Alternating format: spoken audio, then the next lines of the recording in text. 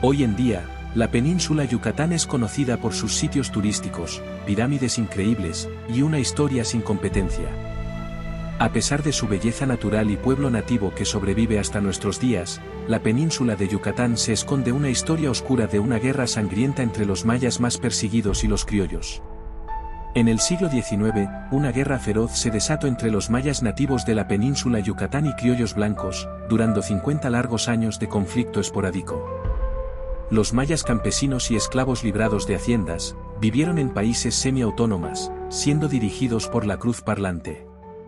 En 1901, el dictador Porfirio Díaz puso fin a la guerra, con tropas federales ocupando lo que quedó de los territorios independientes de la Yucatán Oriente. Sino que, esto no puso fin a las tensiones entre los campesinos y criollos élites de Mérida. Los mayas, desilusionados con la Iglesia Católica, el gobierno y los criollos de Yucatán, no confiaban mucho en la revolución al principio, pero abrazaron con entusiasmo sus ideales de repatriación de tierras. Sino que, los mayas no tenían una voz en el Ejecutivo hasta que llegó Lázaro Cárdenas al poder. Sus visitas a Yucatán en sus campañas prometieron el cumplimiento de la repatriación de tierras a los mayas, y su presencia en Yucatán fue recibida con esperanza.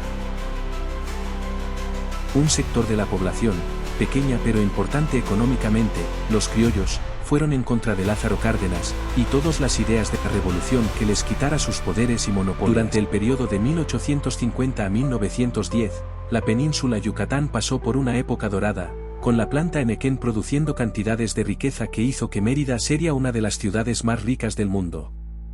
Sino que, por los años 1930, la industria enequera ya era muerta, destruida por competencia internacional.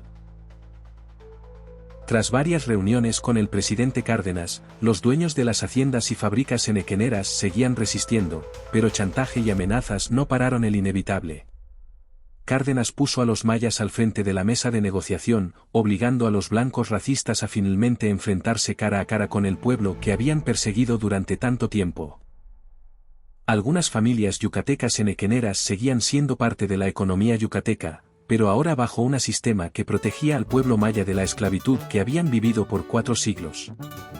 Hoy en día, Mérida es conocida internacionalmente por sus casonas bellas, calles empedradas, y un ambiente del viejo mundo.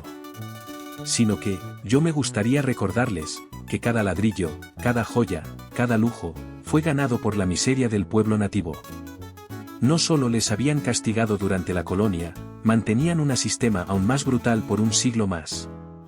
Y por todo eso, no podemos olvidarnos de la historia sangrienta, y el pueblo que resistió y ganó, a pesar de todo.